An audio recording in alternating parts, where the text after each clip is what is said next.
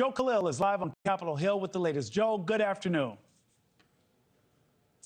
Hey, Nick. So, look, this is obviously a bit of an escalation now into this investigation. We're not just talking about the Pentagon looking into Mark Kelly. We're also talking about now the Department of Justice and the FBI that are looking at all 6 of these Democratic members. Now, to be clear, we don't know exactly how aggressively this probe is going to go. What we know now is that they've simply requested interviews with all 6 of these lawmakers at this point. It hasn't gone anywhere beyond that so far as we know. So we're going to have to watch as that process plays out. But as far as Senator Kelly and Secretary Hegseth, today they are still going back and forth with messages, mostly on social media. We saw that from both of them. Senator Kelly also doing interviews on other networks talking about this, defending his decision to be a part of this video that called for all military members to refuse illegal orders. And again, justifying that by saying, technically, that is the law. That is exactly what is laid out in expressed American law, and that they weren't going anywhere beyond that. He also made the point that every time President Trump uses the word seditious to describe these 6 Democratic lawmakers, Kelly says that puts a target on himself and on his family's backs. You know, the statements that Donald Trump made is insightful, incites others. He's got millions of supporters. People listen to what he says more so than anybody else in the country. And he should be careful with his words. But I'm not going to be silenced here. Meantime, as we mentioned, we are hearing from the Secretary, Pete Hegseth, from his personal account, not the department's account.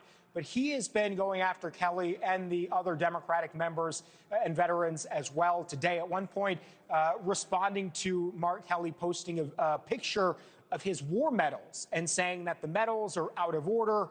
You see here, that was this post that Secretary Hegseth put up. He also posted a second one this morning, and he says here, quote, "The despicable video urging Department of War troops to refuse illegal orders may seem harmless to civilians, but it carries a different weight inside of the military."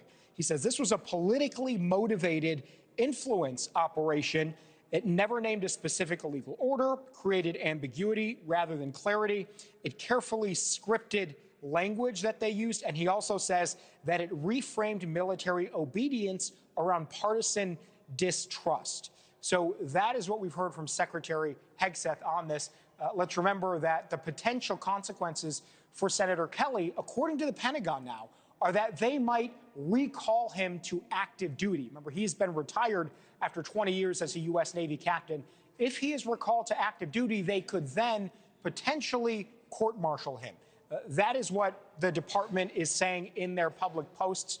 You mentioned already some of the response. Republican Congressman Don Bacon called all of this crazy. I have heard from several Democrats who also have described this as bananas. They do not take this investigation from the Pentagon seriously. But there are several other Republicans who have said they feel like there should be some kind of consequence for these 6 Democrats, whether those are legal consequences or otherwise.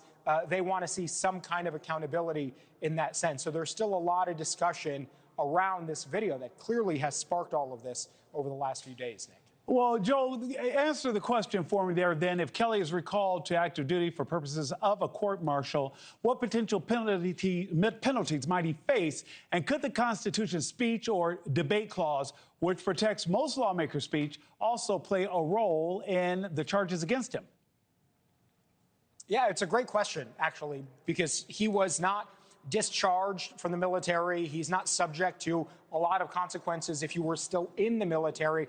But as a retired Navy man, now he's collecting a pension from the Navy. That certainly could be disrupted if he were to be court-martialed. Again, that's several hypothetical steps ahead. But that's a serious consequence that he could potentially face if he were to be court-martialed. To your point about the speech and debate clause, for people that don't know at home, there is a level of immunity from lawsuits, from civil lawsuits against members of Congress. In other words, if somebody could be sued for libel or something along those lines, a regular citizen, that speech might actually be protected for a member of Congress if they're saying those words in their own capacity as a lawmaker. So there certainly is a possibility that he gets some protection from this, Nick. And Joe, of course, if he is recalled and he is court-martialed, he could also face the penalty of having his rank stripped or reduced. Joe Khalil on Capitol Hill. Joe, thank you so much. Tonight on News Nation, what if everything we